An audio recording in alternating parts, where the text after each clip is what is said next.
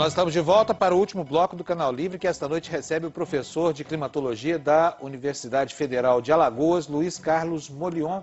Quer fazer a primeira, Vitor? Professor, um ponto de discussão intensa no Brasil é a questão do desmatamento, que leva a uma outra questão gravíssima, que é a da erosão do solo.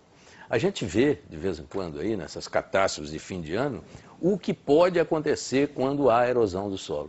Eu queria que o senhor desse uma perspectiva a esse respeito.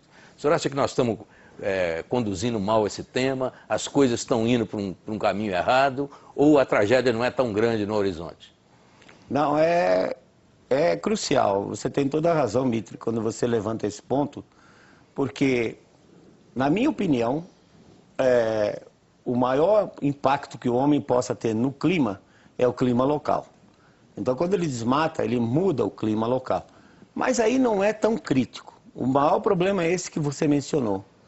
E quando você expõe o solo, a intensidade das chuvas tropicais, ela desagrega o solo e pelo volume de água, ela leva na enxurrada as partículas de solo. Ora, isso aqui é um planeta rochoso, chamado Terra. Há 4,5 bilhões de anos era só rocha. O solo foi se formando ao longo desses 4,5 bilhões de anos. Então, os solos é um grande patrimônio que a humanidade tem. Então, no momento que você desprotege o solo, ele é erodido, indo para os rios, mudando a qualidade da água da vida aquática, assoreando os rios. Parte desse solo é jogado nos oceanos, para entupir os oceanos, vamos dizer assim. Nós estamos perdendo algo que a natureza nos deu ao longo desses milhões e milhões de anos. Então, acho que o grande impacto que o homem pode causar, principalmente na região tropical, ao deixar o solo descoberto, é a erosão. E coisas como essa não são tratadas, né? Isso aqui é um ponto incrível. Sob o ponto de vista de desmatamento, o relatório do Ministério de Ciência e Tecnologia, nas emissões, diz que o Brasil, a maior emissão foi devido ao desmatamento. Eu posso lhe garantir que aqueles dados estão errados, porque eu fiz as contas de trás para frente. Qual era a densidade de biomassa, ou seja, quantas toneladas de floresta eu teria que ter por hectare para dar aquela emissão, depois de queimado. E cheguei à conclusão, fazendo as contas de trás para frente, que no relatório eles usaram o número de 430 toneladas por hectare. E isso não existe em nenhum lugar na Amazônia. A região que está sendo desmatada, ela tem uma densidade de biomassa muito menor, possivelmente 100 ou 150 toneladas. E o pior de tudo, que a maior parte do carbono está nas árvores grandes. E as árvores grandes são retiradas e são vendidas.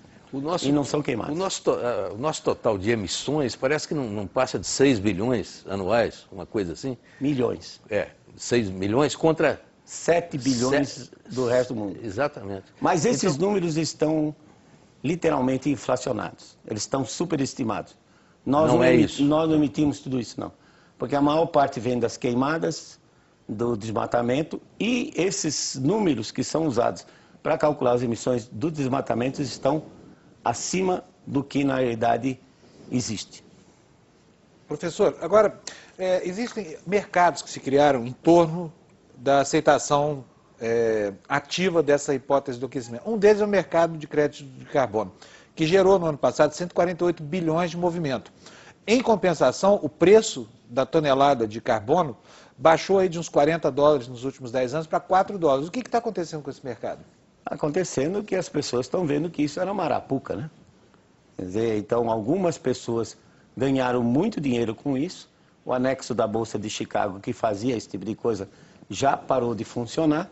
E quem se mantém nisso são os europeus, porque eles não querem perder mais dinheiro. Mas como você mencionou, já chegou a 45 dólares a tonelada e agora está em 4, 5 dólares.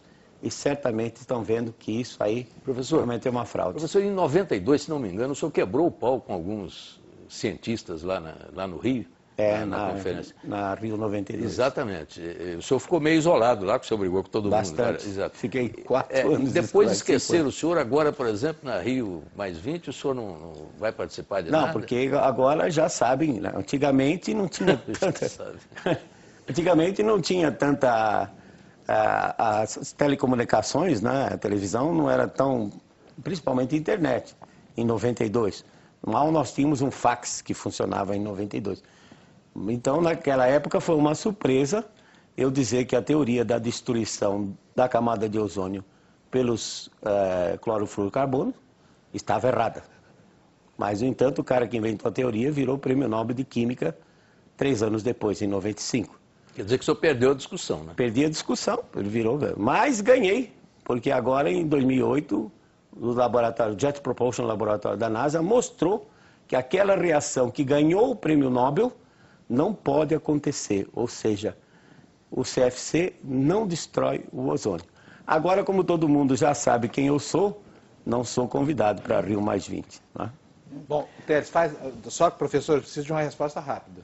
Sim. Professor, o homem está em busca desesperada de um outro planeta onde a humanidade possa sobreviver na hipótese de uma catástrofe climática.